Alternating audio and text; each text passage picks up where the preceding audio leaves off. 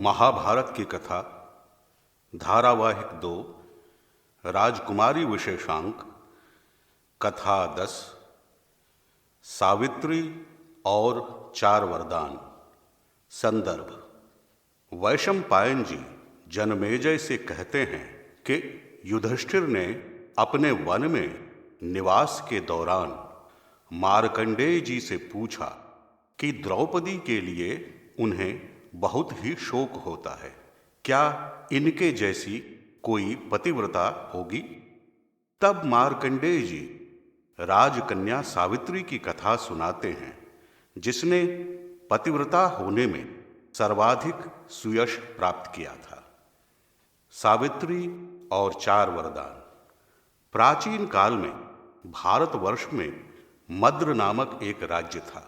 तब वहां अश्वपति नाम के बड़े प्रतापी राजा राज्य किया करते थे।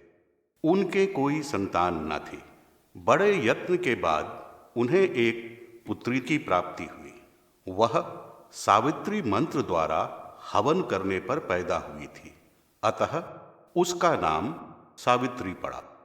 वो अति सुंदर और सर्वगुण संपन्न थी। अश्वपति उसे अत्यधिक प्रेम करते थे। जब सावित्री बड़ी हुई तो अश्वपति को उसके विवाह की चिंता सताने लगी। वे सावित्री के लिए उससे भी बढ़ चढ़कर गुणों वाले योग्य वर की तलाश में थे, जो उसे हमेशा प्रसन्न रखे। किंतु बहुत तलाशने के बाद भी उन्हें ऐसा वर न मिल पा रहा था। तब उन्होंने मन बना लिया कि सावित्री स्वयं ही उसे तलाश करे। इसी क्रम में एक दिन उन्होंने सावित्री से कहा, बेटी, मैंने बहुत प्रयास किया, किंतु तुम्हारे लिए योग्य वर न ढूंढ सका। ऐसा करो कि तुम स्वयं ही उसे अपने लिए तलाश कर लो। पिता की आज्ञा मानकर सावित्री अपने लिए योग्य पति की तलाश में देश विदेश घूमने लगी। इस प्रकार कई वर्षों तक घूमने के बाद वह वापस अपने पिता के पास पहुंची। संयोग से उस दिन ब्रह्मर्षि नारद उसके पिता के साथ ही बैठे थे। सावित्री ने उन्हें प्रणाम किया तो नारद जी ने आशीर्वाद देकर अश्वपति से कहा, राजन, आपकी पुत्री तो विवाह योग्य हो गई है, क्या सोचा है आपने? अश्वपति बोले, सत्य कहा आपने, इसी कार्य के लिए इसे भेजा था, अभी अभी आई है। आप ही पूछिए, इसने किसको वर चुना है? नारद जी के पूछने पर सावित्री ने बताया कि शल्व देश के राजा किसी कारणवश अंधे हो गए। अवसर पाकर उनके पड़ोसी राजा ने उनका राज्य हड़प लिया। वे सपरिवार जंगल में जाकर रहने लगे। उनका पुत्र सत्यवान अपने माता पिता की सेवा करता उन्हीं के साथ रहता है। यह सत्यवान ही उसके लिए सबसे योग्य वर है। नारद जी को सत्यवान का भविष्य पता था। उन्होंने कहा, सत्यवान गुणी है, किंतु उसकी आयु बहुत कम है। वह केवल 1 वर्ष तक जीवित रहेगा, अतः इस पर भी आप दोनों को विचार करना होगा। यह कहकर नारद जी चले गए। उधर नारद जी की बात सुनकर अश्वपति चिंतित हो गए। वे नाना प्रकार से सावित्री को समझाने लगे, किंतु वो अपने निर्णय पर अडिग रही। कोई और उपाय न देखकर अश्वपति ने सावित्री का विवाह सत्यवान से कर दिया। सावित्री अपने पति और सास ससुर के साथ जंगल में रहने लगी। समय बीतने लगा, किंतु नारद जी की कही बात सावित्री कभी भुला न पाई। अपने पति की लंबी आयु के लिए उसने कठिन से कठिन तप किए, अनेक व्रत रखे, किंतु मन ही मन डरती भी रही। फिर वह दिन भी आ गया जिस दिन सत्यवान की आयु पूरी होने वाली थी। सावित्री ने निश्चय किया कि वह सत्यवान को अकेला नहीं छोड़ेगी। उस दिन सावित्री ने अन्न का एक दाना भी मुंह में न डाला। सत्यवान प्रतिदिन फल फूल लकड़ी आदि लाने जंगल में जाया करता था। जब सत्यवान जाने लगा तो वह भी उसके साथ जंगल में गई, किंतु उसने सत्यवान को इस बारे में कुछ भी न बताया। लकड़ी काटते समय सत्यवान के सिर और शरीर में अचानक अत्यधिक पीड़ा हुई। जब उसने सावित्री को बताया तो सावित्री अपने पति का सिर गोद में रखकर बैठ गई। उसे प्रतीत हुआ कि उसके पति का समय निकट ही था। वह मन ही मन ईश्वर की पूजा करने लगी। थोड़ी ही देर में सत्यवान ने प्राण त्याग दिए। सावित्री फिर भी उसी प्रकार बैठी रोती रही। कुछ ही क्षणों में लाल वस्त्र पहने, मुकुट लगाए, बड़ी बड़ी मूंछों वाला एक विशालकाय व्यक्ति आया। उसके हाथ में रस्सी थी। वह सावित्री के पास आकर बोला, सावित्री, मैं यमराज हूं। तुम्हारे पति की आयु पूरी हो चुकी है, इसे ले जाने आया हूं। सावित्री दुखी थी और भयभीत भी। फिर भी साहस कर उसने पूछा, मैंने सुना है कि मनुष्यों को लेने के लिए आपके दूत आया करते हैं, आप स्वयं कैसे पधारे? देवी, सत्यवान धर्मात्मा और गुणी है। यह मेरे दूतों द्वारा ले जाने योग्य नहीं है, इसी कारण मैं स्वयं आया हूं। यह कहकर यमराज ने सत्यवान के शरीर से उसका जीव निकाला और दक्षिण दिशा की ओर चल दिए। सावित्री भी यमराज के पीछे पीछे चलने लगी। सावित्री को अपने पीछे आते देख यमराज ने कहा, बेटी, तुम कहाँ आ रही हो?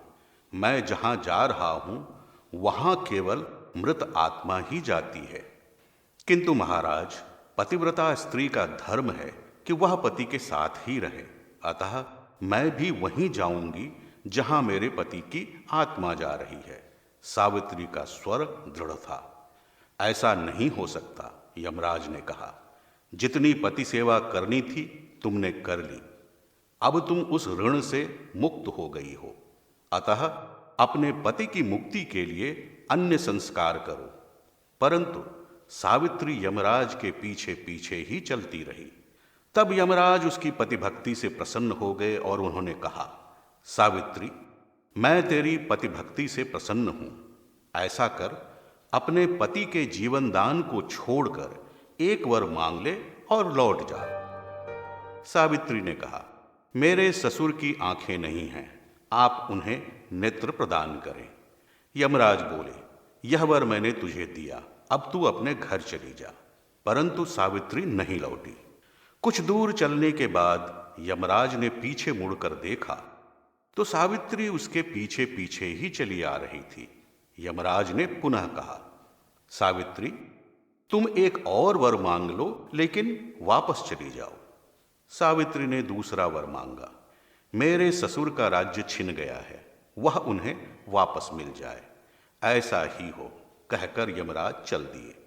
परंतु सावित्री ने फिर भी उनका पीछा नहीं छोड़ा। यमराज ने उसे समझाया, अब तू वापस चली जा, यह प्रयास व्यर्थ है, तुम समझती क्यों नहीं? मेरे पति जहां जाएंगे वहीं मुझे भी जाना चाहिए, यही सनातन धर्म है, सावित्री ने कहा और यमराज के मना करने पर भी उनके पीछे चलती रही। कुछ दूर जाने के बाद यमराज ने पुनः कहा, ठीक है, तू एक और वर मांग ले, लेकिन उसके बाद अपने घर चली जा, मेरा पीछा मत कर। यमराज के बार बार लौट जाने की बात पर सावित्री बोली, आप तो जानते ही हैं कि एक पत्नी का सब कुछ पति ही होता है, उन्हें छोड़कर मैं कैसे जा सकती हूं?